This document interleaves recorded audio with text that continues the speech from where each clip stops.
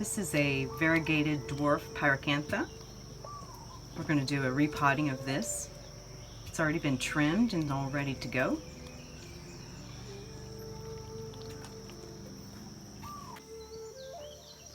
This cobalt blue pot is what I've chosen to go with a Pyracantha. I think it'll do really well. First thing that you want to do is always choose the front of your pot, and this is the front that I have chosen. This is the rock that we'll be using on the very bottom. And then this is the size of the rock that we'll use on the bottom over top of that to do a layer. Creating that layer by pushing it all down together makes it where the plant will retain a little bit more water and then also have aeration for it to be able to drain as well. This is the screen that I've cut to put in place down here. So that will cover up our drainage holes, and that's our first step in then adding our rock. I'm going to add the larger rock here, and we just want a thin layer over top of those to kind of hold them down. And then we want to lock it into place.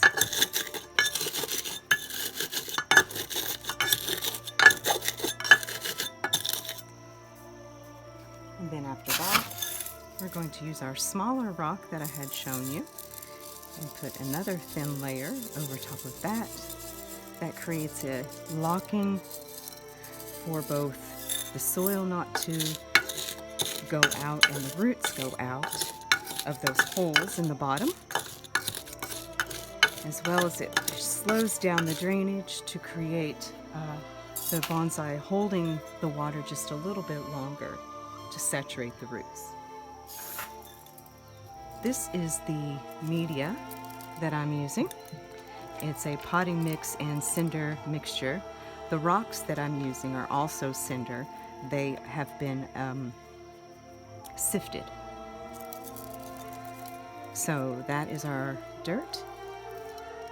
We're going to add a little layer on top, as well as make like a little pile where we might want to put our tree. And then our pot is prepped, and now we're ready to take our tree out of its pot and get it prepped. All right. This is our Pyracantha. This is the one that we're going to put into that beautiful blue pot. This is a fast-growing plant, so it's good to use if you want to learn how to trim. Always a good one for that. This one is about 8 years old. It was started from a little piece, like this back, and you can see, like this long, and it has been trimmed with its roots about every year after that. So we're going to put this one in the pot. The roots, you will see, have a significant difference compared to traditional plants you may buy at the store. You can just cut this away.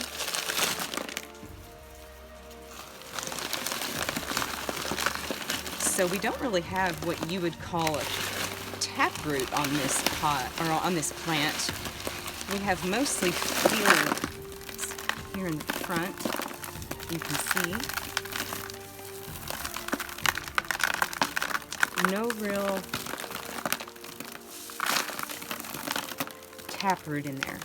Just a lot of little roots, so we don't have to depend on one root to keep our plant alive, which is good for such shallow pots that we put them in.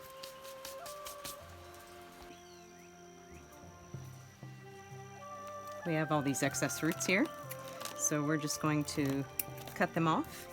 I use just a junky pair of scissors that I've had forever because, well, you know, when you're on an income, you gotta be budgeting, and so here we are. So I've trimmed off that much for right now, and then I'm gonna go in and do a little bit more refining on the roots and get it ready for the pot. So I have my pointy chopstick here, and you can just go in and do a little bit of the excess dirt out of there.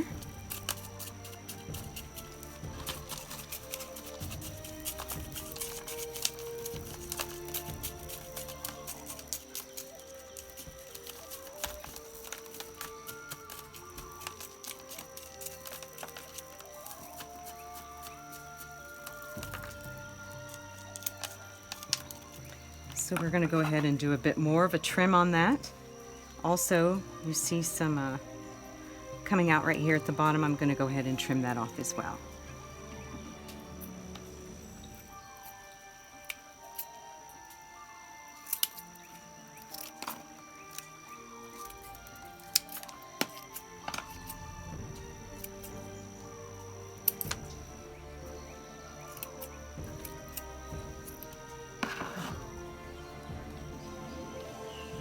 So here is our plant and our pot that it's going to go in. We're going to want to put it a little off center and maybe a little in the back with your elongated, longer pieces going out away from the trunk.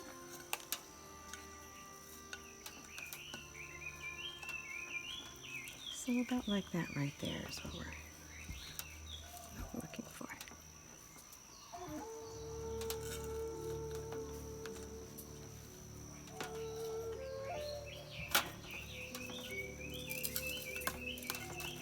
Make a little pile for our roots, which have a little kind of a hole up in there.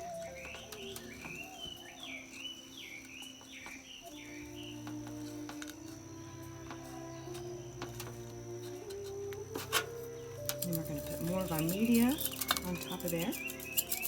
It's very nice to finally get this one in the ground, or in a pot. After so long of waiting for it to be what I would call a real bonsai. So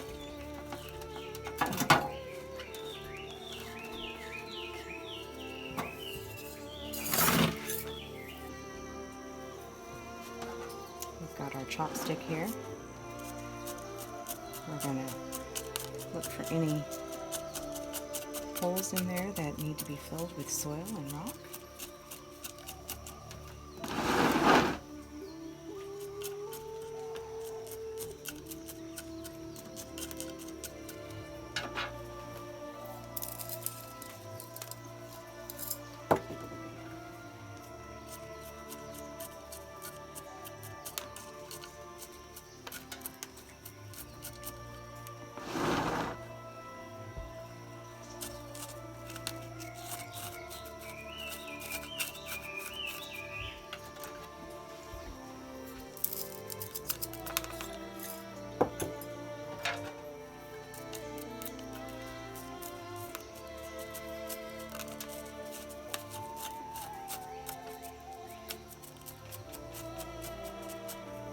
Always remember to keep spinning your plant as you're working on it, whether it's trimming, planting.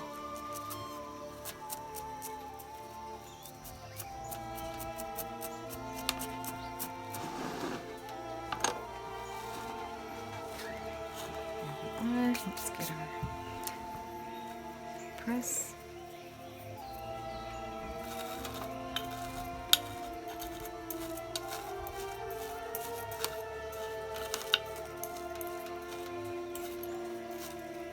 So the whiteness of this plant being a variegated like it is with the blue pot really does look good. And of course we're going to fix it up with some moss, maybe a rock in there. We love our rocks here in Hawaii.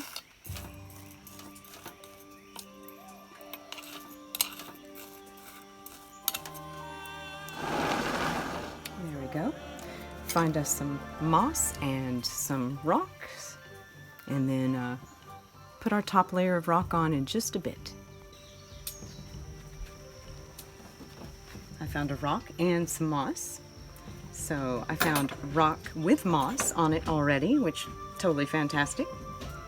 So we're going to put that maybe right about like so.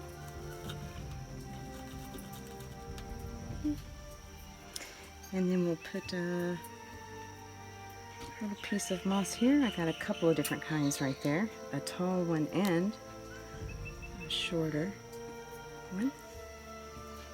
Oops.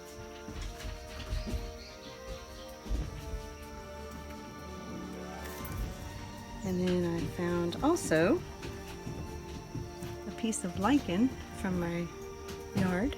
So we're going to put that right there, maybe in the front. Yeah. Yeah, look at that. Looks good. And now we're going to add some top rock to it to make it look perfect. So we have our top rock right here to put on. That would be our smaller, about quarter inch or so.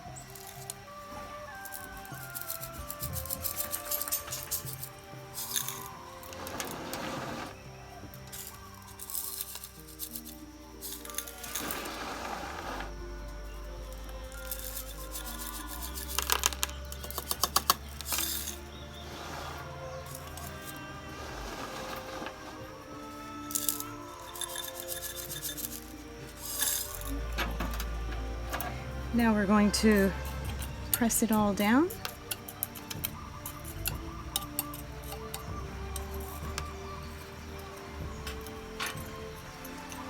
Make it look more finished. Don't forget to leave a little variety when you're doing your last little bit so that it has some depth to the plant.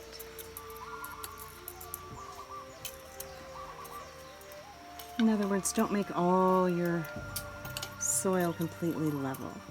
Give it some chaos, which is what Mother Nature is. A very controlled chaos.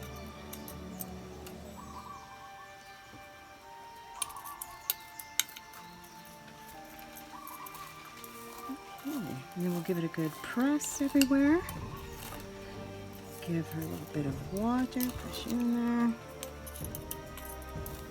And it's a rainy day here, so she'll be happy to be right into the morning sun garden. For about a month, morning sun is what you'll want to give them after the transplant.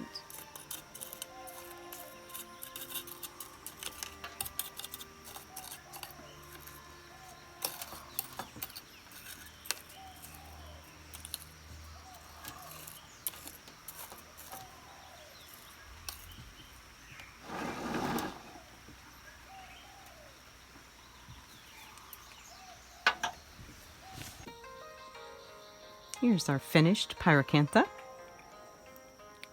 Oh, she looks lovely. Look at that. And we're turning. Oh, pretty from all directions, which is what we like.